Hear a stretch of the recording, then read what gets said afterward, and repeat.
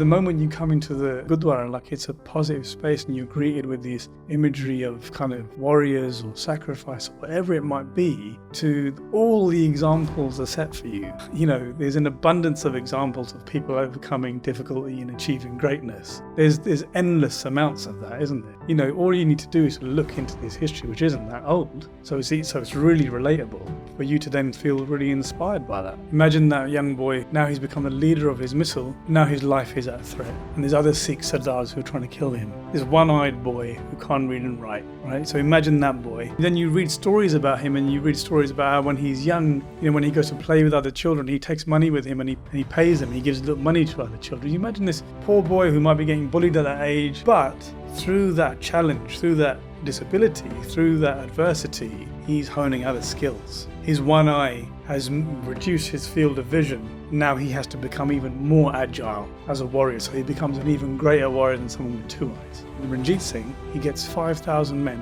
and he meets 30,000 Afghans outside of Amritsar, and he pushes them back and they go back. He's got one eye, right? Just 5,000 against 30,000. He's 16 years old. When he comes back then, this 16-year-old one-eyed boy, he comes back with his reputation. Imagine a 16-year-old. What 16-year-old strikes fear into grown men? 18th century Punjab. Those are fierce people.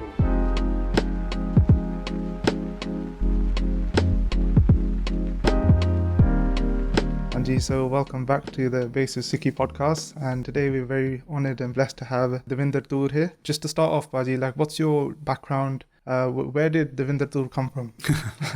First of all, thanks a lot for the invitation. Like, I'm really grateful and honoured to be here, so I really appreciate the opportunity. Where did I come from? Just basic kind of origin story. Born in Watford. Pretty much soon after I was born, my family moved to Slough. So I grew up in Slough in the 80s. You know, I'm an 80s kid.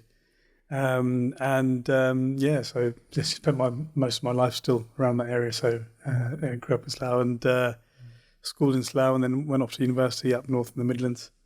So that's my kind of origin story, as it was. I'm a local boy. Was you always into Sikhi from Sikh family, or was that something later on that you discovered? Yeah, I think so. I think we had an interesting kind of household in that we, had kind of gears from birth, kind of from young. And however, my father was he was a Monna, but he was deeply interested in kind of history and philosophy. So he would read a lot, and so a lot of my education from Sikh actually came from him in terms of ityas and the philosophy side of things, which was interesting, you know, growing up like that. And my mum was very much a kind of, I suppose a, devout kind of simple kind of pious kind of woman, hardworking. And from her, it was most of the time in my youth, I would go to India with my mum, visit all the Gurdwara with my mum, do a lot of traveling with her. And so she was kind of quite devout, and so I got two different kind of side of things kind of growing up, really. I often tell people that our house was interesting in that I only ever spoke English to my dad, and I only ever spoke Punjabi to my mum. It was quite an interesting way to kind of grow up, really. So that was my grounding. The youngest of five kids I also had. Wow. The older siblings kind of acting as parents in a way. So it was an interesting place to grow up in 80s and 90s, frequently going to Southall, frequently, relatives in Hounslow, Southall, that kind of thing. So around that area, for anybody who knows, what that was like in the 80s and 90s. And I remember, like, when I was younger, the first, like, kind of insight I had into you was the BBC documentary. I think, what was it, Lost Treasures of the Sikh Kingdom, right? So after watching that, it was like, I think I was like 17 at the time. I was like, this is amazing to see this kind of, I didn't even know all this stuff existed. Yeah. And now your name's kind of become like synonymous with like the Sikh collector or your collection, right? So what inspired you to like start collecting? I think it's similar really to what you described there. You kind of sometimes forget. I mean, that was 10 years ago, that documentary now. And when you're kind of working on things like that, or working in an area that I was kind of working in, you forget what kind of impact that might have on somebody else who sees it. But I suppose it's quite it's easy for me to actually go back to my origin story, and very similar to you. I was exposed to other people in the field, in the mid to late 90s, when all this stuff was kind of emerging. There was a new interest amongst the youth at that time. This is a time going back to like the origins of kind of Sikh university societies, of Khalsa camps, Boss camps, that kind of period when there was a real energy and a kind of collective kind of interest. And so and in amongst that you had certain individuals, certain groups who were interested in the artistic side of things, the art sector. And we had the great exhibition in London in 1999, the Arts of the Sikh Kingdoms, which was huge at the time.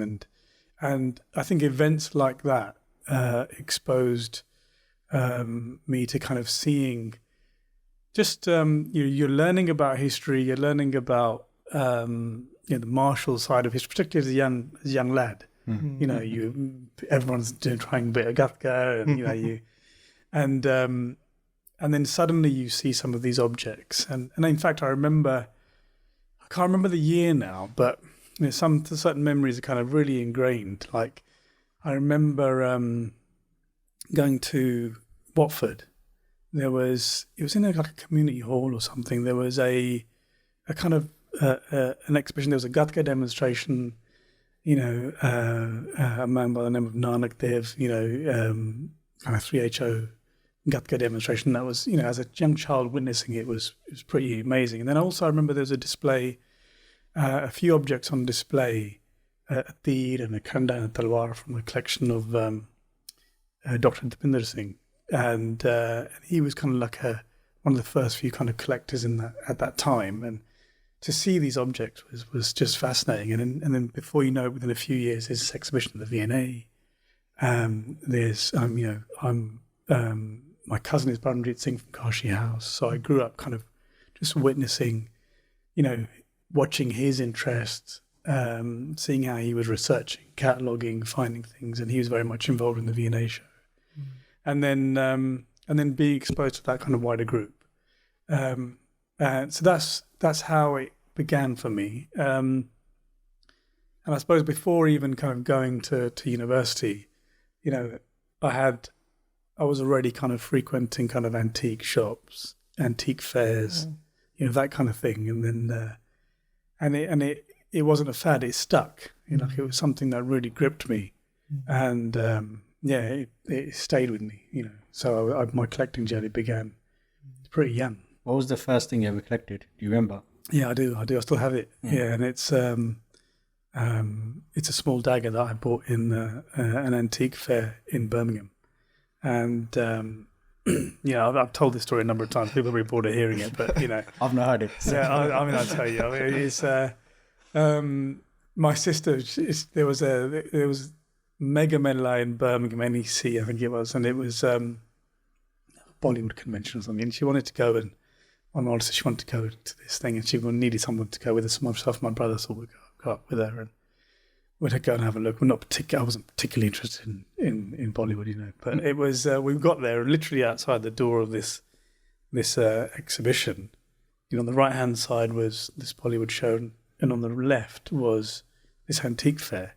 And we kind of got all that. We drove all that to Birmingham, got to this point, and quite looked at it and we said, you know what? You check out your exhibition, we're going to check out this thing, and then we'll meet you back here in a few hours, sort of thing. And I remember walking around, and you never know. And part of the excitement is you don't know what you're going to find, right? So, but I'm 18 years old. My brother's 8 years older than me, and neither of us really have much money. He's only 26, and we see this kind of small dagger in this display, and I'd previously seen one like it at the British Museum. And so I immediately thought it was very, very special, and I recognised that it was North Indian and it had some age to it. And we negotiated down and bought it for about £60. Wow. I borrowed the money of him, I remember. And then... Never made it back. Oh, let's not talk about that. Let's not remind him. Yeah, no, we don't have that arrangement, sadly, so that's good, luckily. So, but anyway, we bought this knife, and it turned out not to be that good. Oh. It turned out to kind of actually be made for the tourist market of its day, which in itself is quite interesting because it was made in about 1900, and it was almost mimicking earlier, more kind of battle-worthy pieces, but this was made for the tourist trade. But it still had age. It's still more than 100 years old, sort of thing. And but I kept it, and it was just. I kept it all this time, and it was just, it's a reminder for me as to how that feeling, every time I look at it, that feeling comes back to me of when I first encountered this bit of history. And then my sister, who was there with us, she was into the arts. She made the scabbard for it. She sewed the leather for it. She restored that, and I still have that. So it's a wonderful object for many reasons. Yeah. It's interesting because a couple of weeks ago, we actually went to like a forge and we actually had like this experience of making a knife. And the amount of effort that goes into it, we were done after like 5 hours. Yeah. And all we did is made like a little tiny dagger like that. But to see the level of skill and artistry to make something like that is even if it's just a tourist piece. Yeah. Still. I mean, it's funny, isn't it? Because here I am saying that it's not actually a great piece. Because it's got false Damascus. It's a false Damascus blade. It's not a real Damascus blade. It's been with acid etching and wax. They've given you the impression that it's a Damascus blade. So when I first bought it, I thought it was real Damascus, and I find out that it's not.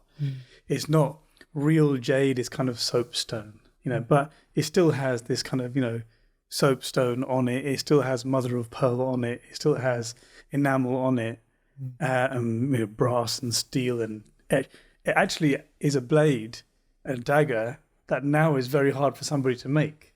Okay. But it isn't as good as what they had before. So despite it being a tourist piece, it's actually very difficult for a blacksmith to even make that now. Why is that the case? Sorry, why is it? Just in the forging, just in the I suppose if you wanted to have a piece like that made, it's crazy because it actually probably cost you 6 or 7 times the price to have it made. And you still wouldn't achieve the quality then to actually just buy the original thing, But it's just in the quality of the manufacturing, the tempering of the steel and the hammering of the steel, in the quality of the brass work and the kind of working of the mother of pearl or jadeite, all that kind of thing. It's that workmanship, it's that mint, that kind of that gari, techniques that doesn't kind of exist anymore to a degree because it's out of practice, So. An interesting point on that is like now obviously the Sikhs went through like the Kalukare and times of war and survival, maybe like the arts suffer, right, where they're not as those traditions aren't kept as much. But I think now we are seeing a revival of these things, and would you even say we're in like a bit of a Sikh renaissance? Absolutely, yeah. I think it's, and across I think many traditions, like I think it's we're seeing it's driven by the hunger and the appetite and the need for something, so we're seeing it, now with regards to material heritage in terms of what we're seeing on display at the exhibition. So, our interest in those types of work, is a window for us into this lost, or not lost, but in this kind of lesser known rich cultural heritage that we have.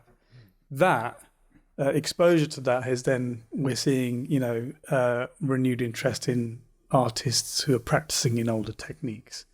But also we see, a revival in musical traditions, right? And then we're also seeing an interest in kind of physical architectural heritage and maybe how people are thinking about buildings and construction, So we're seeing that across the board, and that's really exciting for me and for us to witness. And it's interesting that that interest is coming from the diaspora Sikhs, isn't it? It's coming from the West, and ironically, here we are in central London, really close to a lot of our heritage, which we are lucky enough to have access to.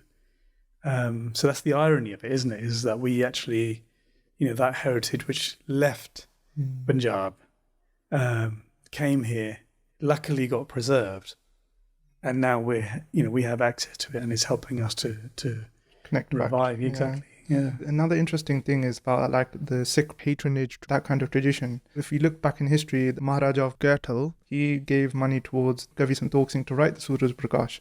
And that kind of level of artistry and mastery in his poetry is still significant today. And like in all the Dak Sahibs, they still read Suraj Prakash, right? Yeah. And I think if we go into more like storytelling, because that is one form of storytelling, and it kind of plays on our imagination. Whenever you hear like the stories, you just imagine how amazing with these battle scenes or like the Guru Sahib stories. Yeah. And then with yourself, when it comes to your exhibitions and collections, you're kind of bringing that story to life, right?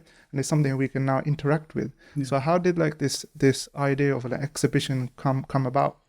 Yeah, I think you I suppose in many ways I'm termed a kind of private collector. Private in the sense that the collection is not easily available to the public. It's held by a private individual as opposed to a public kind of body. And but the value in it really is in the sharing of it. So it my enjoyment from it doesn't come in sitting at home and looking at a picture privately. It comes from just finding something and then researching something and then saying, look, now we need to share it with everybody else, and then we all gain from that. And so I think there's a natural kind of organic kind of course or trajectory when you're collecting, and then the collection builds up a certain momentum in terms of the narrative that you want to try and string together. And then everybody likes to hear a story. I remember you probably remember as a kid at school when the teacher says, come on kids, it's story time. That's the bit where you say, okay, yeah, you sit on the carpet and the rug and you kind of listen, and it's the best vehicle for bringing that history to life, but also actually touching on deeper philosophy in a very gentle way through the arts. Through the art, and the art is the vehicle that lets you kind of go back and look back. And so it kind of naturally built up this energy. And luckily for me, the museum, like the Wallace Collection, they had come to a previous show that we did at SOAS about 6 years ago. I remember coming to that. Yeah, with the Sikh flags and that's right. That kind of Yeah. stuff. And the director from the Wallace Collection had visited that show, and he'd visited that show 6 times. He told me. Wow. And I thought that was amazing, because he's like, I needed to come back 6 times to get to understand, come back and get more and more. And I thought that was really heartening, to hear that, someone from outside of our community came to a Sikh exhibition 6 times because he wanted to fully kind of get the kind of jaw out of it. And so that's how the exhibition kind of came about. And he basically said, can we do something at the Wallace? The Wallace Collection has got a wonderful collection of Sikh arms and armour. That was collected not long after it left Punjab in the 1850s and 60s, and we kind of soon realised, well, how do we construct a narrative? How do we give these objects, of war? How do you give them context? Because arms and armour is quite a niche, so not everybody's interested in arms and armour. An arms and armour exhibition, might just attract a certain audience, and actually might repel a certain audience. Yeah, that's true. But how do you soften that? So that was our challenge, basically, and that's how the exhibition came about. Yeah. And then how about the theme of like Maharaja Ranjit Singh? So have you always been interested in this like character? I think when we look at Sikh history, I've always been interested in him as a character.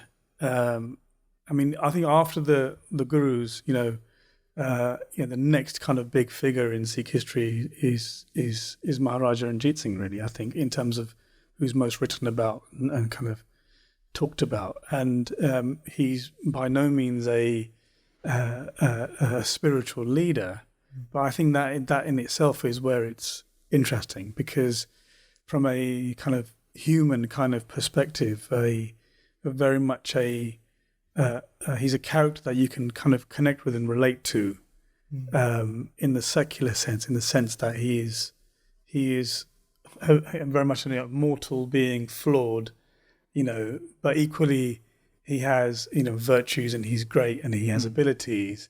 But we can look at all those kind of facets of him and relate to him. So from him as a character, we can explore various kind of human traits, and look at and see ourselves in him. That might be more difficult. Nobody's necessarily comparing themselves to the gurus or the life of the gurus. They hold a different place, don't they? So, but how do we access ourselves through an individual? And it was his object, his sword, that's at the Wallace Collection. So to have a central personality to fix an idea around, and then from that personality you then get to explore various themes. In the exhibition, you're exploring the origins of warrior culture. So even though you're talking, this exhibition is focused on Ranjit Singh as a personality, where does that warrior culture come from? That we are now actually quite separated from. So we have to begin with looking at Guru Arjan Dev Ji Shahidi. This is the birth of it, but equally you then are also looking at, an armour which has got an image of Guru Nanak on it. So actually, does it start sooner? Does that warrior culture actually start sooner with Guru Nanak there? Does it, and then we're looking at, Guru Gobind Singh, the martyrdom of the Sahibzade, and then looking at, the period of Banda Bahadur and the first real emergence of a Sikh sovereign state, which then gives birth to this Misl period, which then sends Ranjit Singh on his way. So we have to then go back and touch upon that. It's all interconnected. So he's a great, and for the Wallace Collection, they've got arms and armour connected directly to him and to the Lahore Darbar. So we can, connect those kind of dots really quite easily. So that's how that's why he came about as a kind of central figure. And even when we have visitors coming from Punjab, even like Gyani Singhs, they want to go to London. We the go-to places like V&A, show them the throne, and then go to Wallace Collection. So for many years it's been that, and to see the impact when they actually see it.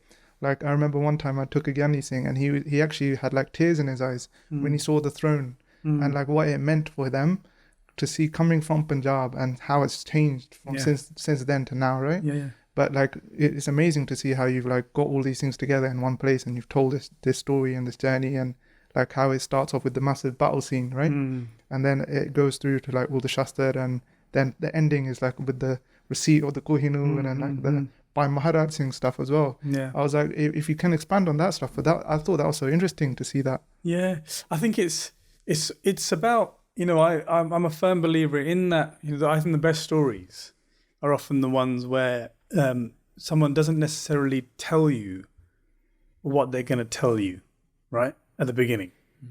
And you just get in. You just get into something and you're immersed. And then you're traveling and then you're going through this thing. And then at the end, you come back to where you started. And then it kind of, settles in. And I think, we're very much focused on that, in this narrative of the show. You start off talking about the diverse kind of landscape of Punjab, the multicultural Punjab of that period. Highlighting the fact that the Sikhs only make up 10% of the population. When we think of Punjab now, naturally you'll think of the Punjab that we probably all visited, which is East Punjab, which is lots of Sikhs on the streets, right? That's how. And when you think about Sikh history, or even the Guru's period, you might naturally, why would you not imagine that? Because that's all you know. That 80% of Ranjit Singh's Punjab is in Pakistan, and Ranjit Singh's Punjab was about 10% Sikh. Now imagine that landscape. So even in the exhibition, you kind of start off with it being Sikhs a minority, very cultured landscape, and then you end on that when you look at this painting of Darbar Sahib.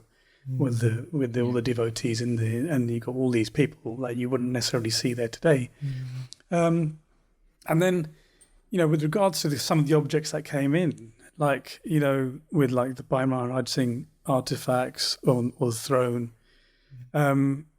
it's a unique opportunity for many of these pieces to come together to sit in the same space, and what those Gandhis may have been feeling, or anybody else feels, is that we're not often in that environment where the objects are speaking to each other and sitting with each other. Some of them reunited after so long, and probably won't be in that space again for many, many years. So it's a really unique opportunity to witness things in that space. And so there's an energy, I think, then that you don't have when you just look at one object in one museum and another object in another museum, because they're all so connected. And it's an exhibition, I think, in many ways that also it asks a lot of questions of the visitor. Like nothing is kind of like you're not spoon-fed this information through there. Like there's questions that are being asked in that last section, for example, where you're seeing the receipt, of the Kohinoor diamond. You're thinking about its journey.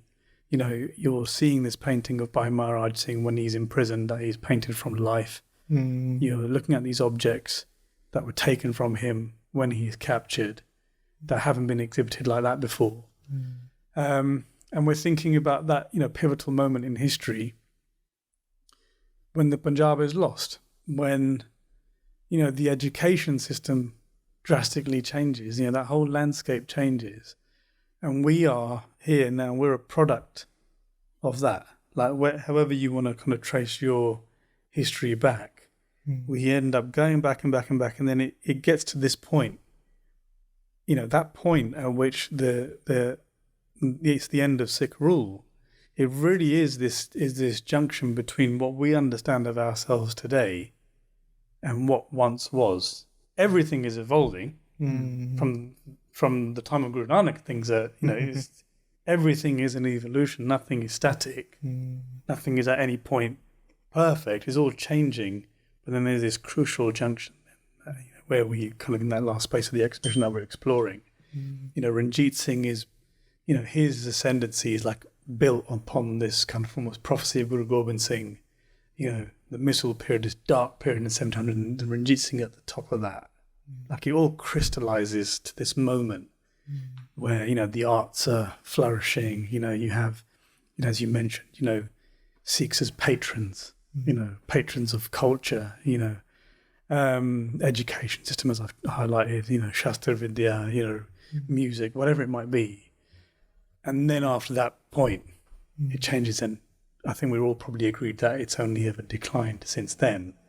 And here we are now trying to almost just stop it from being extinguished. But we are forced to look back to see, what it was. And just to jump in, so I was talking about that Gyani Singh feeling quite emotional, and actually went yesterday to see it as well, because I didn't get a chance. I need to definitely go to the Wallace Collection and check out before we did the podcast. And I felt the same way when I looked at the phone as well. In terms of the artwork, and even just something that you said about, this is probably the first time maybe since that date, whatever that date may be, where these items are now together in the same room. It makes you really think about the collection in a different way. How has it affected you emotionally? Does it have an emotional effect? When I looked at the phone, it affected me emotionally. I thought, this phone is now here, and to me, I saw it as a bit of like a statement in my own head, like, that we've taken your art, you've taken your phone. That's just what I looked at, but I didn't ponder on it too much. It was just an emotion that came to my mind. But what kind of goes through your mind then when you look at different items that are there? What kind of emotions go through your mind as well? Yeah, I mean, I look at it all. I think there's an emotion that you feel. I think when you're interested in your own heritage and your cultural history, and particularly if you're periodically going back to Punjab, much of that is a romantic idea as well. That you can often kind of conjure up stories that might not even be true. When you kind of explore what you think your origin story is, right? So an element of it is partly romanticized in our minds, I think. However, there is something that has been pulling me to that, and a lot of that is beyond explanation. If I'm honest with you, something often I'll find something and I'll feel compelled to want to acquire it, to have it, because it's speaking to me. It's connecting to something else that I've already found, and I know that there's power in the story, and I know that there's something just desperately needs to be preserved. I don't feel sadness, if I'm honest with you. I was never driven by the sadness of it. For me to lament the loss of that, or in my mind, the ideas of this was stolen or that needs to be returned, it actually never enters my mind. If I'm completely honest with you, because I think that sometimes is a notion of, for me, that's a victim personality. That's a notion of, it's almost a distinction between Maharaja Dalip Singh and Maharaja Ranjit Singh. I can't imagine Maharaja Ranjit Singh behaving or acting in that way. If you take something from him, he takes it back from you. Do you know what I mean? He's not writing you letters to say, give me back this thing that you stole from me. Yeah. And I'm far more interested in that mindset. So from a collecting perspective, I have a choice, don't I? I'm very much a pragmatist in that. What's the practical solution? Like, what is it? What's our end goal that we want? The end goal is that, we want to see our heritage preserved. We want to highlight it to not just our community, but to wider communities. We want to, work together and kind of research and conserve and put ourselves on the map like other communities might put themselves on the map. So you have a choice, don't you? Because then every now and then something will surface and these objects turn up and they basically confront you and they say, look, I'm here. Like, I'm here and I'm in this auction. What are you going to do about it? Now I can either at that point write a letter to somebody to say, give it back to me, which I know is not justified anyway, but, or I can go, well, actually I've got a choice to make now. Am I going to wait for somebody to come in, some committee or some Sikh body or the Darbara? Are they going to come in and preserve this? It's not going to happen, is it? So I can just forget that idea and then really ask question myself deeply, how interested really are you in this? Do you want to buy a new car? Or do you want to buy this painting? Yeah. And so that choice for me is very easy, but it's not driven by a sadness. It's driven by a love for the art. And a belief in the power of that story, which is very inspiring, which the Sikh story is a hugely inspiring story.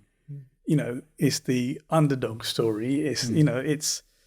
And that story is what grips me. Every time I think about it or speak about it, fire, it is lit. So that is what drives me. So I think. So in essence, I think I'd prefer to kind of always kind of spin it on the positive. Like, how is it, rather than to, as I said, to be sad and lament what happened. I think that's great, and I think the example you gave, like, you compared Maharaja Ranjit Singh to the Dalip Singh in that respect, and I guess you touched upon it in a different way about. As this is like a question to you as well, have you ever found a piece then that you've heard the history of and now you've actually got a piece that links to that history, and that's like, wow, I've got this, or like you've heard a story and now you found a picture that relates to story? Has that ever come about? It happens all the time. Okay, and it all of these things, as I say, they connect to one another, and so for example, just yesterday, I was recording with by Jasdeep Singh and by Resham Singh, Dr. Resham Singh, Virasati. They're doing restoration of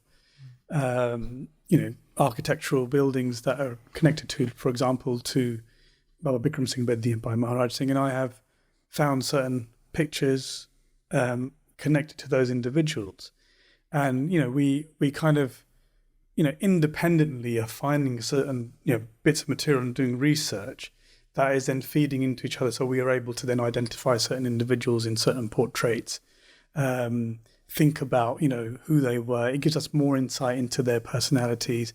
So there was a fantastic moment yesterday where I managed to find 3 paintings, for example, by Maharaj Singh. And for those that don't know, by Maharaj Singh, great Sikh revolutionary in the time of, the Anglo-Sikh struggles in the 1840s, exiled to Singapore, first Sikh in Singapore, a Chello of Baba Bir Singh from Aurangabad. So I found these 3 portraits over time, right?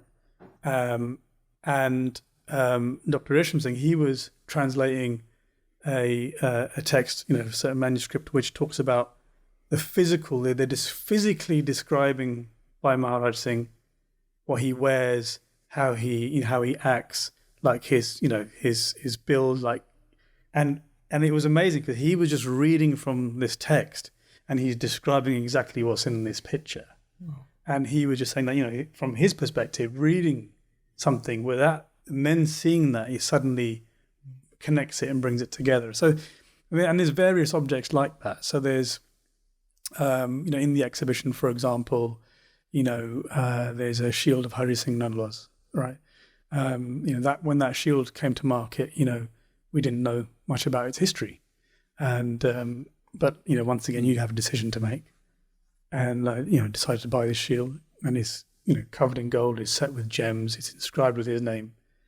And you're often in a position where you're then waiting to, you're going to wait to see, you're going to do the research after. Mm. You don't have the privilege of doing the research before you find out about, you've got to make that decision first. And in the course of the research, in fact, there was a research assistant in the exhibition, Nicole, who basically, showed me an image from an auction catalogue from 1898. I had the catalogue, right?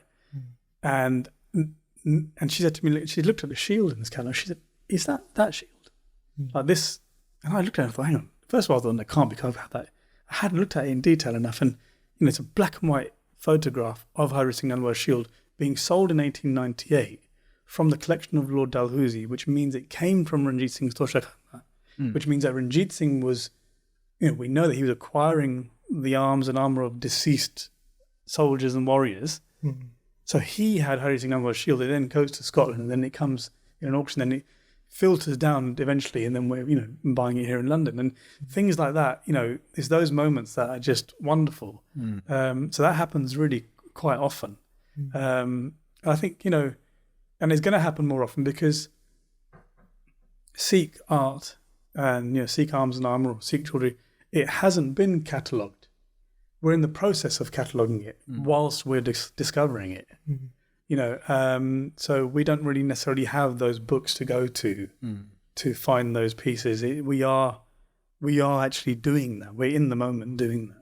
And how do you research this stuff? So if you see something on the market, and you said it sounds like you kind of almost take a risk in buying it, then afterwards you go do the research to find out if it is something that is linked to a history or has history. How does that research process? Yeah, so I mean, so I've been collecting for over sort of 25 years now, and so I suppose that knowledge base, like any specialism in any industry, like in your industries, I couldn't possibly catch up with you in your industries because of the sheer amount of time that you kind of spent on it. So the research has been building up over years, and that's in from books. Certain books that exist that that's where it begins, and then you're visiting as many museum collections as possible. You're visiting dealers. You're visiting family collections in India, for example. Like you're slowly building up this knowledge base, and the more you're seeing and the more you're reading, that then gives you the confidence to make those purchases. Okay. So they're not that risky at that stage. By that time you're identifying, whether something's good or bad. You kind of got the eye for it, right? Yeah, which you kind of develop over time, like in anything, like in any specialism, and so that's how that kind of develops, and there's no way of jumping into that journey at the deep end without going through the process. I mean, you can seek expertise and experience. So you visit. I'll befriend dealers who've been dealing in antiques and art for the last 50, 60 years because they've simply seen much more than me. So they give you a quicker kind of education. So that's how that process works. But you kind of, every now and then you might get stung with something, but generally speaking, good things shout at you. That they're good. That was going to be one of our questions. How does someone get into collecting? Yeah, I think you just have to dive in, really. I think it's really encouraging. Like you see, there's so many new and up and coming kind of collectors now. It's really wonderful to see because I don't think that exists in other communities. I think the Sikh, Punjabi community can really pat yourself on the back in the sense that there's the youngsters that are collecting antiques, and and so I think you dive in. I think you can start off. You're always working within your means. You're taking as much advice as you can take. Provenance, the history of an object is really crucial in being able to kind of, weed out any fakes that there might be in the market, because there's always fakes that you got to be wary of. That was actually a question on that. How would a layman spot a fake product and just the artwork? Yeah, so any telltale signs? Yeah, so it depends on what you were looking at, but generally speaking, it does begin with any collector that's coming into it. My advice always would be, first and foremost, go and buy the books that relate to that subject. Before I started collecting any kind of objects, I was collecting books about objects. I was collecting, old auction catalogues or pictures of objects. That was my collection. My collection was a picture of the Shastra or the paintings that I might want to have one day. Do you know what I mean? So then that's really crucial. And then you're seeking advice, but then you need to physically see both good things and bad things. So go and visit museums. Go and visit an auction, even if you don't want to buy anything. Go to, if there's viewings. There's many of those. Amazing, isn't it? Because you think about an auction, many of those pieces that are for sale will probably make their way into a museum, but for a short period of time, we all have access to see those at least, handle them, look at them in detail, even if you're not going to buy them. Because to understand to understand a fake, you need to understand what's real, and and vice versa. You also equally need to have a look at the bad quality fake material, so you can appreciate the good thing. So you need to have a bad meal before you can appreciate a good meal, right? So it's the same philosophy. So you just got to get out there and really kind of look and see. And speak to somebody who's a little bit more experienced than you, So that's how it begins. And then you get stuck in, and don't worry about making a few mistakes here and there. Quickly get rid of your mistakes. It's not don't hold on to them, but if you make a mistake, quickly learn from it and get rid of it and then move on, It's about fully immersing yourself really in this, right? Yeah.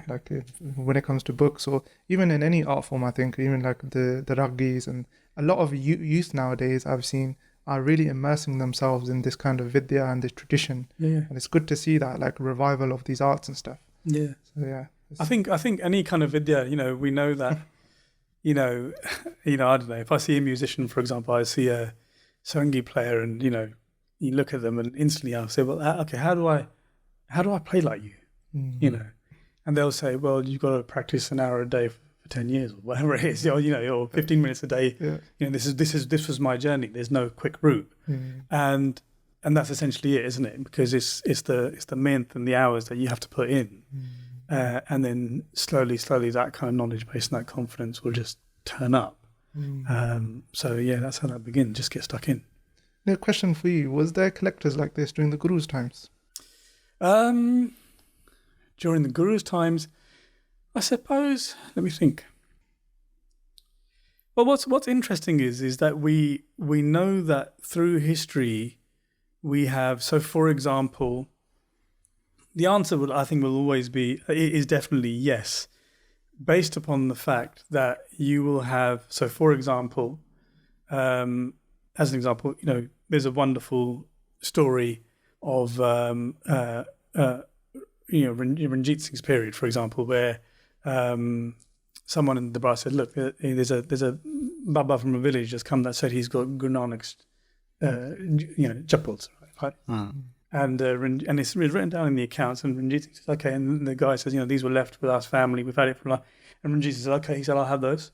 Because he was collecting those kind of objects. I'll have those and give that Baba a jagir. I give him a little village, right?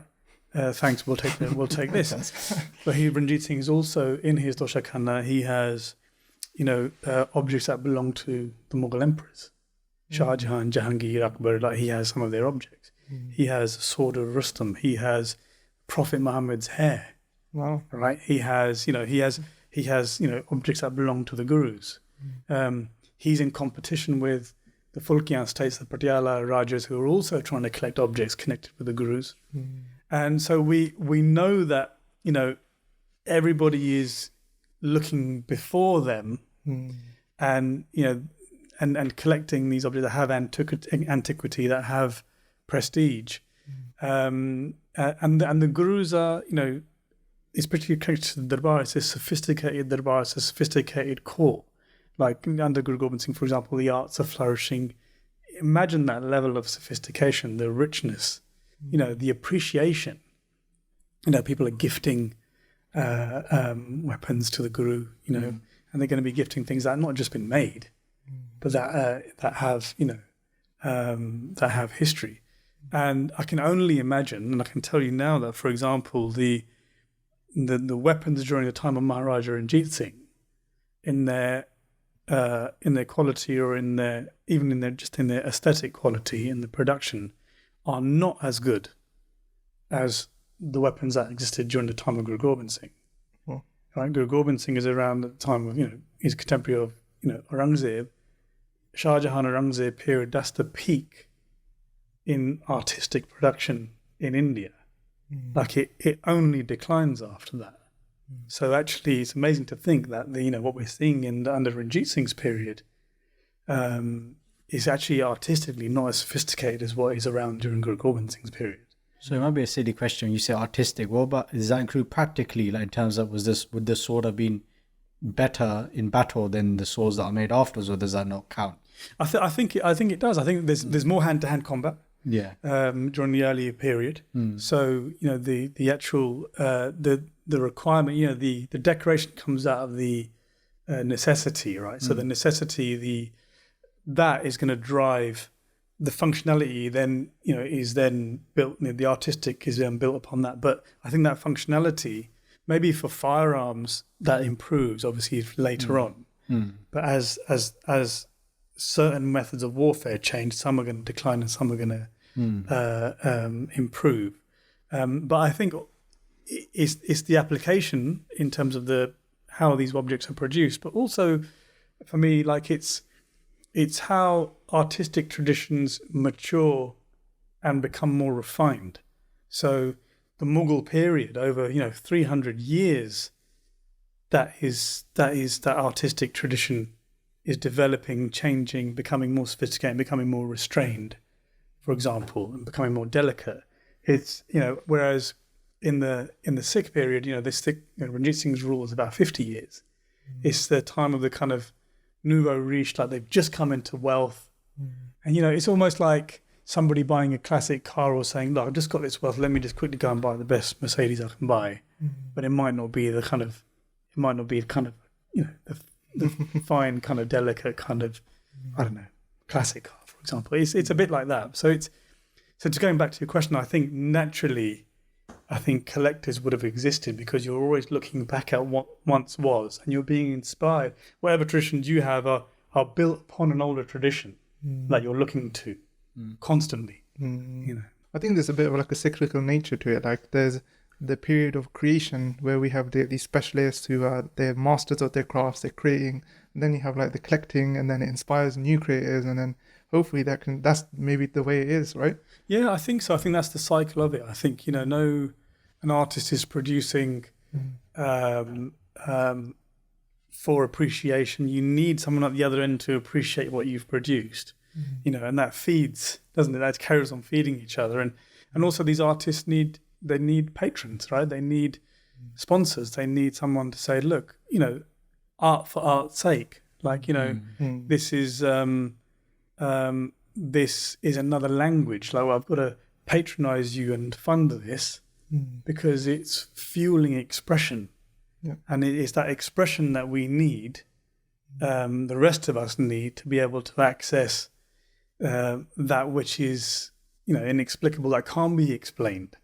Not everything is going to come from the word. So it's just fueling an individual to express themselves in whatever way. Really, I think that's hopefully, I think we're seeing that now. We're seeing that happening now with initiatives like Malanoma kind of calendars, and artists being sponsored and patronized by individuals who appreciate their work, and then we're able to share it. Yeah. It probably leads on to my next question, was about like how you've probably had many issues with like gurukars and institutions not supporting. And like maybe now in more modern times, I know like Singh Sabha Southall has supported Wallace Collection and the exhibition. So what can Gurdwara do to support arts more? Yeah, I think it's always been difficult. I think any Sikh in an area where they've been needing support will tell you that it's difficult. I think I've spoken about this before, but I think our exhibition, only 10% of the funding came from Sikhs, which is extraordinary, isn't it? Really, so you wouldn't imagine that, but it was very difficult. And I think just to really, it's almost like, I suppose it's a bit of the swan, isn't it? Really, it's kind of understanding that these things take money, they take people's time to make happen. This exhibition at the Wallace Collection, it cost £500,000 to do, to be able to put on. So that's what it takes to do it. If you don't have that money, you simply can't do it. That's it. There's no grants. There's no profit to be made. There's a cost to these things.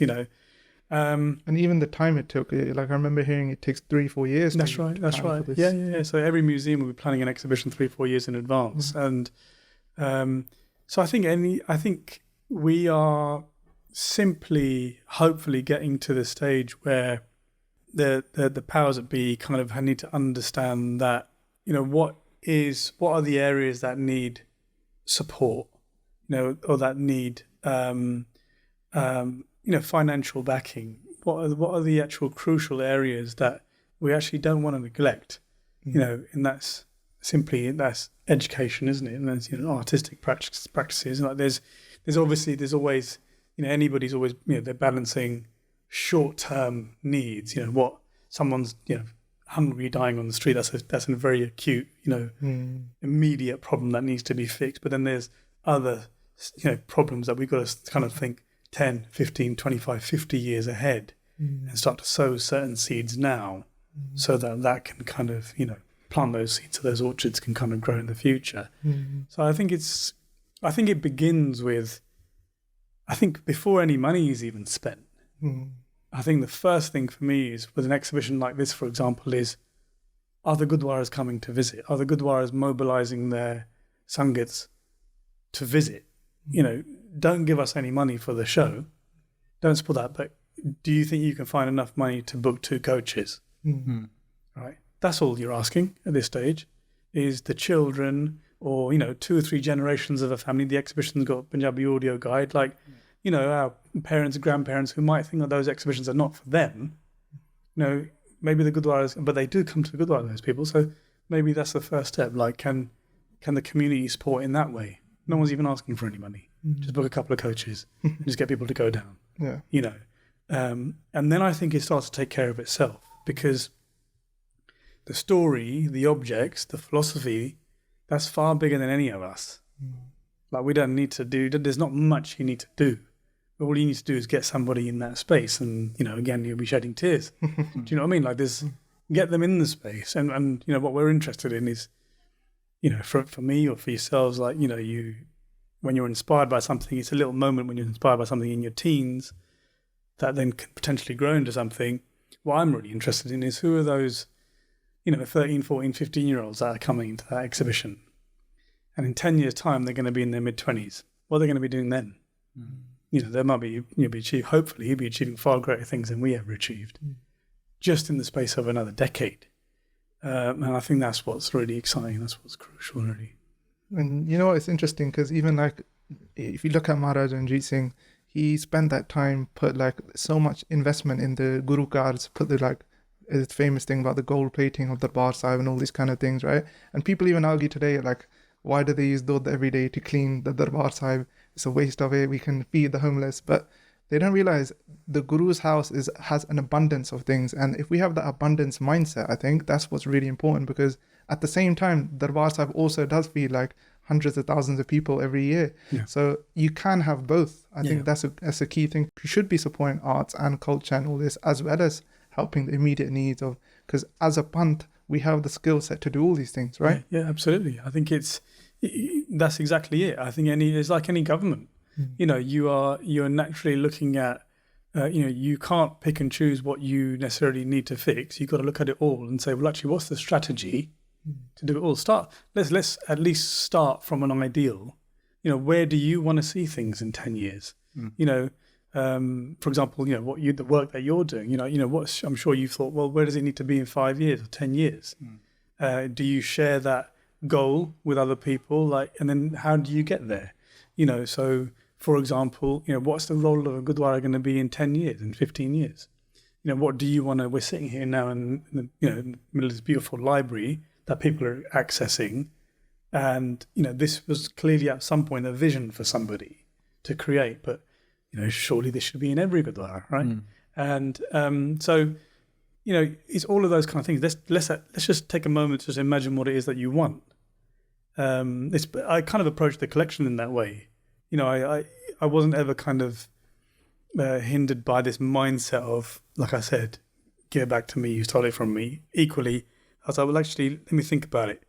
Has anybody created a real, you know, fine, comprehensive collection of Sikh art? And I didn't think that they had. Personally, there's a few collectors here and there, but nobody in my mind had looked at it kind of holistically and thought, actually, what are all the strands that need to, whether it's jewellery, arms and armour, textiles, coins, paintings, photographs, all of it. Like, what is it? Let me imagine if there was a Sikh museum, what would it be like? And it's not going to be a museum that I'm going to imagine that's going to be in a Langar Hall of a Gurdwara, I mean, on Sundays. It's kind of thinking, well, actually, what's the best museum that I've ever been to? Now, let me imagine that was a Sikh museum. And then I suddenly thought, well, actually, you know, you can do that. You can create that. Let's work towards that. And that's how I think our mindset needs to be. Is like and if the you know, it's not essential for the Gurdwara to get involved, but if the Gurdwara got involved, you know, it's they do have a lot of power, like, and our community is there's no doubt. We've had tens of thousands of people visit our community. You know, is attracted to that. It's that material instantly. I feel like sorry, just to jump in, I feel like just on that point about mindset, because when you were talking, I was thinking about the mindset and you mentioned the word, and you kind of touched upon it with Maharaja Ranjit Singh. We gave that example earlier, comparing him to Maharaja Dalip Singh. This mindset that you have, because, you know, even just talking about setting this up in central London, you know, £500,000, not getting fixated on the place or the money, but it's that mindset. And, you know, this is something that obviously you want to kind of, you know, build in the next generations. And like you're saying about those 15-year-olds, how does somebody have that mindset? And, you know, can you just build upon that in terms of having that sort of mindset going forward? So those individuals in the Panth or the Panth going forward, we can strive to do these big things and keep going bigger and better each time. Yeah. Where does that come from? How did you get that as well? I think, you know, you get that as a child. I mean, I got that a lot from my parents, I think, in a way. You know, and I can't imagine that my parents are very different to anybody else's parents. You know, they're, you know, our families are all very, very similar, aren't they? You know, migrant, kind of immigrant, you know, communities, pioneers, kind of grafters, you know, workers. And so I think initially it begins with that, you know, so, you know, just my parents' mindset was a very defiant, non-victim mindset. And so you learn from that, and, you know, forever overcoming adversity, enjoying the adversity, right? Enjoying the challenge. Like, yeah, okay, bring another one. You know, that kind of mindset. I think that's like a definition for Chardikla. Yeah, it's pretty much. Yeah, exactly. You know, it's like, you know, I'm not shying away from it. Give it, bring it. You know, and then the work ethic. I think the work ethic is really crucial. You know, nothing great is ever going to happen without you pulling your sleeves up and willing to get a bit dirty. So I think that work ethic was really crucial. Also, a value on education, like initially, just, you know, instilling your confidence. Sounds so basic, but just, you know, reading so that you can simply increase your vocab, right? Because increasing your vocab is going to allow you to express yourself better than somebody else, which will allow you to kind of open up and express your emotions, right? So all those kind of things from a very young age just build confidence. So you can then have that level of confidence that you can enter any space. You can articulate yourself. You can feel proud of yourself, and you can accept any challenge. Now, the moment you have that, what's not possible? Right? You're probably already ahead of half the population. So that, I think, is really crucial. And I think, in our culture, the moment you come into the Gurdwara, like, it's a positive space, and you're greeted with this imagery of kind of warriors or sacrifice or whatever it might be, to all the examples are set for you. There's an abundance of examples of people overcoming difficulty and achieving greatness. There's endless amounts of that, isn't there? So, all you need to do is look into this history, which isn't that old. So it's really relatable, for you to then feel really inspired by that. And I think that's crucial, really. I think that's all of it is just there for us, and then you just get in. You just get in and fully devote yourself to it. Immerse yourself to it without even thinking about a reward from it. Just love it for its sake, and then greatness comes from that. So I think that's the mentality.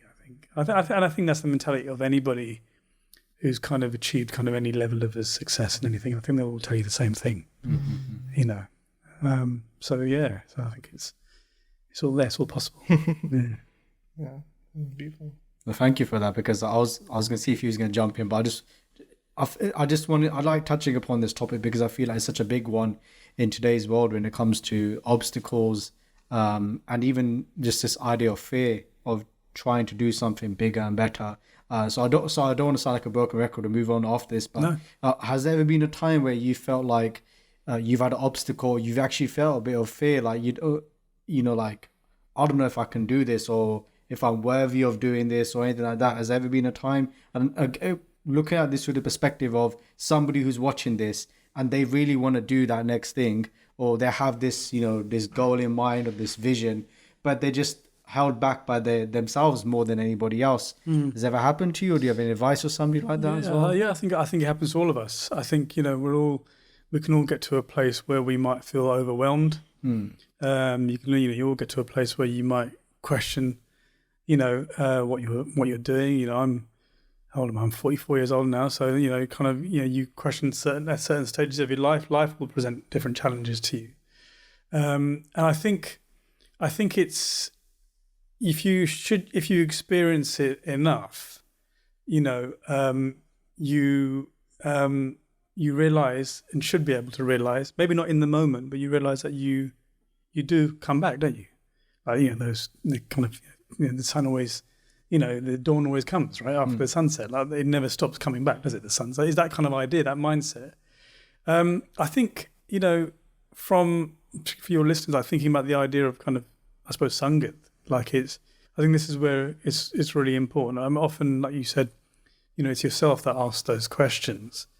You ask those questions, or you might have that self-doubt, but this is where the people that you surround yourself with are really important. Those that understand you, those that are of the same mindset as you, in terms of if they're pragmatic, or if they're positive, if they're grafters, if that's what your mindset is, then you need to be looking towards those people. And I think naturally, we'll have doubts, but we often, those moments, if you can just step back and observe, not react to something in that moment, but and I think that's what any meditation does, isn't it? It just brings that stillness, that gap, that space, provides you with that space to observe yourself outside of yourself, and just sit with that for a moment and reevaluate. Sometimes, great ideas will come out of that very kind of dark kind of moment where you might have been thinking about giving up. It's that next moment that's really exciting, where you might come back to that with kind of renewed energy. And I've experienced that a lot. Like, there's a burden and a weight attached to choosing to become a collector. Like, I know that I didn't need to do that. Do you know what I mean? I didn't need to take that next step to go and try and secure an artifact, which the moment you acquire it, only ever requires maintenance, whether it's conservation or storage or whatever, suddenly this responsibility builds up. And sometimes, when there's been, there's, I don't care about a lack of support from community. My naivety in the beginning thought that it should be there, and thought naturally this is the place. And then very quickly I realized how foolish of me. I don't need to rely on that. I can just go, I'll do it with my passion and my mint. And if it comes, it comes. If it doesn't, it doesn't. That's their journey. This is my journey. So it hasn't stopped it. But there might have been moments where I'm thinking, I don't know, trying to find the money to buy something that I needing some support for that or something, or, trying to find sponsorship for this exhibition. It didn't stop us doing the exhibition. 90% of the money came from non-Sikhs, right? And it didn't stop us doing it. And so those moments do come about, and I think you just you don't want to get to the point of breaking, but to be tested is great. Yeah.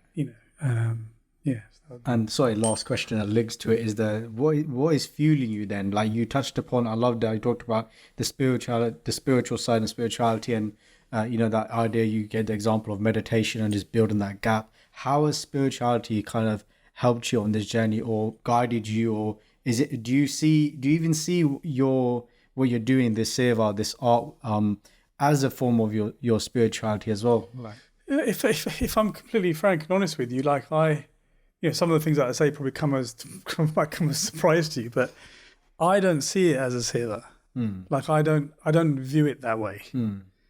People often say to me, well done, Vijay, whatever you're doing, a great seva, and I kind of feel a little bit embarrassed about that, because I don't see it as a seva, because I'm not in any position to do this seva for anybody. Do you know what I mean? Like I don't have that power to do this seva. I'm not. Seva is very much associated with being a savior of something. I don't have it, and I neither want it. That's not this. Whatever comes of it is what comes of just a joy of my passion of just loving the art, right? And if something comes of that for somebody else, then that's wonderful, right? So I'm kind of forgetting a little bit of your question, but so I don't. That isn't what the thing that drives me. Spirituality, and whether it's meditation or reflection or whatever that is, that's just an essential part of anything. That's just an essential part of me, just trying to keep grounded, remember my place, to remember my kind of periodically, you can get carried away with self-importance, just to understand how big this whole thing is, and how insignificant we actually are. It's dealing with all those paradoxes. It's significant, but at the same time insignificant, isn't it? And that's that dance that we're always dancing, isn't it? We're kind of walk, So that's just there to kind of keep me on a kind of level keel. And just to remind me again, you say that, if I've forgotten. Also, when this fueling, just keeping you fueled, and even is that unless you can answer about the artwork, is that, do you see that as a form of you connecting as well with the artwork and that good at the heart? Yes, I remember now. It was what you said. What's fueling it? And it's very much kind of gets an energy of itself. I know it will never be finished. I know it will never be complete. I started off by saying to you, I thought, how can I create a complete, comprehensive collection? I can't. Right? So, I will die on that journey without ever completing. I know that. Right? So, and really what fuels me is just simply the moment. It's simply this day to day. It's simply each new discovery. Is simply kind of delighting in that one object, that picture, that sword, that helmet, that pair of jewels, whatever it is in that moment. And then, seeing that inspire somebody else at the same time, that is all the fuel, basically. You kind of, and maybe this dream that maybe in my lifetime or maybe in someone else's lifetime, these are seeds that we're planting, but, to imagine, like I said, this space, I had this dream vision of this space, which is, call it what you like, whether it's a museum or a kind of community space, a secular space, but which is grounded still upon, understanding Sikh principles, where everybody is welcome and you can come and access a fantastic library. You can have access to fantastic digital equipment. There'll be, this wonderful artwork like you've seen in the Wallace Collection will be on display, maybe in rotating exhibitions where you can see, handle, experience, the older material. There might be a space for contemporary art, which is inviting new artists to come and engage with older work and produce their work, and you unlock that.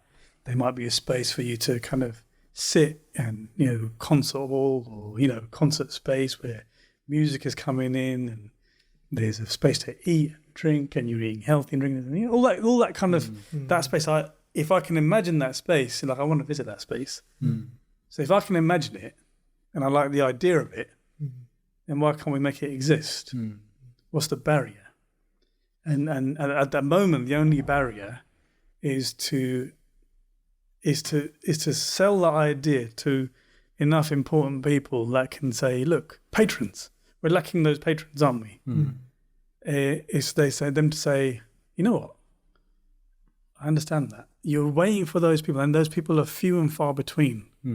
Ranjit Singh's French officers, they described Ranjit Singh, they said every 100 to 200 years, they said someone is born that changes the destiny of men. They said, he is that man. Do you know what I mean? Like we're waiting.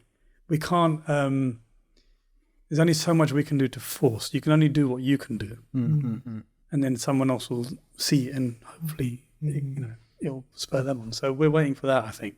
Would you say that's your legacy? Because that was a question in terms of what is your aim, future vision, and what would you like to leave behind as a legacy? No legacy should ever be attached to kind of me personally. I'm not interested in that. I mean, what do I care of a legacy if I'm dead? I'm dead. I'm dead. I don't. That Specifically, I'm not. The collection is called the Toor collection. I'm not an artist. That's only to tell you where something is. Right, that's the only reason why it's there. It's just to simply tell you where this great work is. I think, I'm not the first collector in any, in the Sikh world, but in any world. So, and we can look at what happens. Like we can look at the trajectory of collections and collectors. Someone is passionate about something, they devote, their life to something, and then somebody else will build upon that. And if maybe at some stage somebody can, you can pass that baton on, at some stage, mentally, at the moment, I'm probably foolish thinking that I'm too young to be thinking about it, but I need to be thinking about it. Death is around the corner all the time, right? So you're thinking about it, and it's like, at what stage? Succession planning, right? Yeah, what do you need to do? Because it's clearly very valuable and important. And you want it. The next stage is probably those stages that I've spoken to you about. Where we're experiencing, we're seeing this exhibition now, which is a temporary exhibition for 6 months. Then what? It's the biggest Sikh exhibition probably since 25 years since the V&A exhibition. What, you want to wait another quarter century, for the next one? And many people will come to that and naturally say, well, can't this be permanent somewhere? Yeah, it should be. There's other museums for other communities. There's other, Islamic art galleries or Jain art galleries or, whatever else. They exist. So where's ours? Yeah. We are a really successful community financially. So that's obviously not the excuse. So what's the problem? So we've got to identify what that problem is. But equally, there's not going to be many people that it's going to take that further. And I think hopefully, my hope is in the next 5 to 10 years we'll have that. We'll have those individuals kind of coming forward. So I think that's the plan, really. Yeah, let's try and imagine that space and let's make it happen. That's cool, man. I like how this has come into more of like a mindset type of podcast. But I think one point just to add on as well is it shows the importance of why we need to connect with our itihas, with our Sikh heritage, right? Because even in Bani it comes about Son Sakhi Mana Jap Pyar, right? That pyar, that love gets inspired by looking at this history, right? And that could be where you get a source of that inspiration and that love And then obviously it helps you to connect with your guru, right, on that spiritual path. So that kind of relationship is you learning from the history, and then you're also connecting to your guru, and then it's kind of fulfilling your purpose as well, and that passion. And at the same time, this is all Maharaj's like Leela, their kid anyway.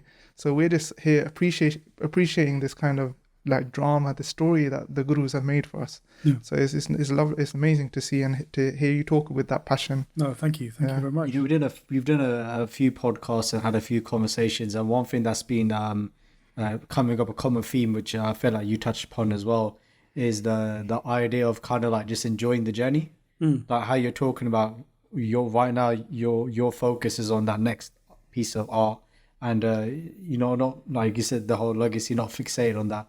It's just enjoying the journey. And I think a lot of times I can as well get fixated on a goal and the final goal, but not enjoying the journey as well. And it seems like to me that, and it sounds like you really enjoy just the journey that you're on and just the present moment. Yeah, I think so. Yeah, I think any great kind of feat is achieved by those small steps, isn't it? Like you can not think about a long-term goal, but you can then very quickly break it down to actually, okay, fine, I've thought about that briefly. What is it that I need to actually get done by next week to keep going on that thing? Before that even, what is it that actually I need to do tomorrow? You know, as I've got older and as I've kind of lost my memory and kind of my life is like hinged on me making lists and ticking things off, having the satisfaction of and literally like making a list of 6 things to do tomorrow and knowing that I'll get 3 done, and you just chip away at it, and before you know it, you're doing something that you otherwise couldn't have imagined doing. And I think that and just that mindset, I think, just keeps you in the here and now, keeps things manageable, keeps you really focused. Just don't think too far ahead with it, And how do you stay on like this one path in that sense of your goals and not get too distracted by there's so many things, in today's world, we have access to so much information and so many things that we can easily be swayed in so many directions. How do you stay focused on what you want to do? Yeah, I mean, that's an interesting question in the sense that to some degree, I think anybody who is really kind of devoted to one particular thing, like a part of it actually is having an obsessive mindset about that thing. Like, you can't excel. I can't actually be a jack of all trades. Yeah. Like a part of it is actually, no, if you're going to do that, then you're going to do that. Yeah. And we find that often in many kind of traditions, whether it's music or whether it's hunting or whatever it is like if you really want to be great at that thing, then that's the thing that you're not watching TV or playing on the PlayStation, like you're doing that thing. Right? So there's an aspect of it which is that like, I am quite obsessed and focused, and I just got to make sure that doesn't become unhealthy sometimes, because life needs to carry on. So and then you're kind of bringing in the kind of the balance to other aspects of it. Luckily, I've got kind of good support in, like I said, the Sangha that I keep, and then family and stuff. So in the sense that they're able to kind of tell me when I'm kind of going off the rails, or remind me when to eat or exercise or something like that. All those little basic things that kind of keep the car going. But it's interesting that like single-mindedness, that obsession. It's like I've seen it in so many different people, like who are that we speak to are like specialists in Santya or Kirtan or anything. They have that same like obsession, right? And it's interesting because you need the specialists, but then also you do need some people who are a bit of a jack of all trades. Yeah, you do. Because if you have that, then they can also help those people and they learn from the specialists. Yeah. And that's kind of how like the Sina Basina tradition has come, from the Guru's times. Yeah. Just one more question, I think, and then we'll wrap it up. We haven't really introduced the exhibition properly. So if you want to just give a bit of a background about what the exhibition is, how can people check it out, and even what's been the reaction so far from the public? Yeah, no, wonderful. It's so the exhibition is called Ranjit Singh, Sikh Warrior King. It's on at the Wallace Collection, which is not too far from Bond Street Station. And it's open 7 days a week from 10 till 5. We've had, I think, in excess of about between 35 to 40,000 visitors so far. We're open until the 20th of October. And so, for anybody who's listening, like, do please go and visit. It's an exhibition which is centered around Maharaja Ranjit Singh as a personality, but the exhibition explores various themes around his, like I mentioned, the kind of the backstory, the kind of the origin story of Ranjit Singh, but also the origin story of the warrior culture within the Sikh tradition. We explore the Lahore Darbar, Ranjit Singh's military campaigns, his family, his wives, his children, the opulence of the court, the relationship with the Europeans, the Ferengis who came to the court. He had up to 100 foreign officers, so he's extremely progressive, he's forward-thinking. And then we also look at the legacy that we now wrestle with or kind of have to reconcile after the collapse of the Sikh Empire, after Ranjit Singh's death. Where do we find ourselves now? So we touch upon that period and how that the shift that happens post 1850 during the time of Maharaja Dalip Singh. We just touch upon that there, and there's a catalogue that supports the show. There is an audio guide in English and in Punjabi where you can take a deeper dive into about 20 or so objects in the show. That's hopefully really nice for people to kind of engage with. And yeah, it's been really, really well received. Like the largely, like overwhelmingly, the response has been quite emotional. We've had lots and lots of overseas visitors, lots of people asking if this exhibition is going to travel abroad. There aren't any plans for it to travel abroad, so do try and see it while it's on. So that's what it's about. It's very visually engaging, like it's vibrant, it's splendid, it's rich, it's glitzy, it's all of that, and we really have tried to kind of transport people back in time, even in how the show has been constructed, so yeah, hope that gives you a bit of a no, definitely everyone is a must do to check it out, right? And one interesting thing that just came to mind as well when I saw it is about the relationship with France. I didn't actually know about that. Was that like out of defiance of the British or something, or that they were trying to make this alliance? Yeah, so I think Ranjit Singh he's called the Napoleon of the East by the French. He's he's a contemporary of Napoleon, and after the Napoleonic Wars, many of these generals, European generals, Italian, Portuguese, French, they go east. They go to seek their fortune. They end up in Lahore. They've heard about this great Darbar of Maharaja Ranjit Singh, and they seek employment. And he's initially wary, of them, and he takes them on, and they are very keen also to have this opportunity to maybe confront the British again, who they just lost to. Right, so he takes them on, and they very much immerse themselves in society, in that culture. They marry locally, they live there. They're very loyal to him. He's very fond of them, and there's a beautiful relationship that we explore. And one particular painting in the exhibition that we borrowed from the Palace of Versailles, painting of Jean-François Allard. He's probably the most famous of Ranjit Singh's French generals. His descendant came to the opening of the exhibition.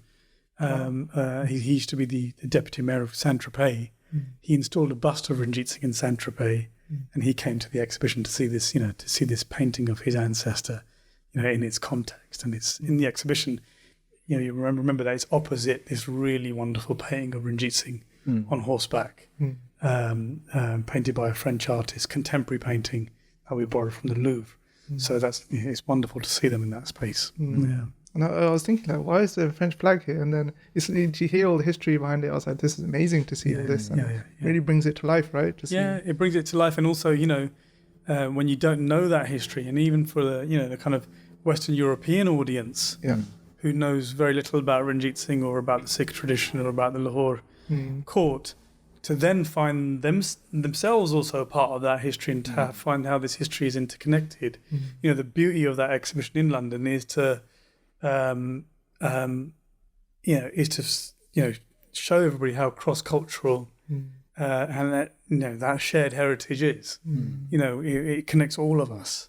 You can think that you're not connected to it, and you'll find that you are. So it's is the beauty of having it in that space in London. Even like the Punjabi spirit that they had, like Maharaja Ranjit Singh, when the British came and they had those medals, and he's then like, I'm going to commission my own. That's right. And he made them, and they were like with gems and stuff like that. Right. It's amazing to see. That's right. That's right. And they're on display in the exhibition. And they, when you look at the dates and when those medals were produced, he was producing them within the last 2 years, 3 years of his life. In his dying days, after he's had his strokes, like he's still, still wants to modernize, still wants to progress, still taking on new ideas. He in his last years, it's fascinating to think about him as a character like that. This illiterate young warrior who becomes king, who actually, although he can't read and write, he's a huge patron of the arts. So he's very inspiring in that way. You spoke about this at the start of the podcast, bringing it back to start, kind of the museum, if you get what I did there. The story. Yeah, there you go. You spoke about how we can almost relate ourselves to Ranjit Singh, and because it's more difficult to deal with the gurus because of the high level we put them at. Can you give an example, maybe yourself, where you feel like there's something in the Ranjit Singh that we as individuals can relate to and makes him more like humanized and so on? I think, it begins with when he's young.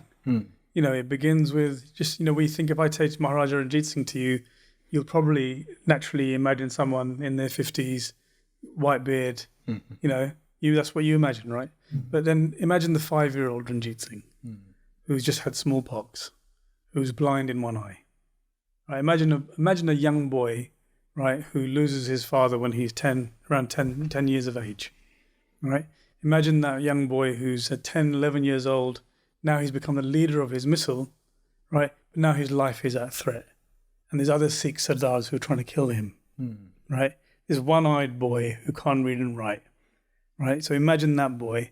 And then you read stories about him, and you read stories about how when he's young, when he goes to play with other children, he takes money with him and he pays them. He gives little money to other children. You imagine this poor boy who might be getting bullied at that age, who's but through that challenge, through that disability, through that adversity, he's honing other skills. His one eye has reduced his field of vision. Now he has to become even more agile as a warrior. So he becomes an even greater warrior than someone with 2 eyes. His illiteracy, makes his memory far better. His math skills improve.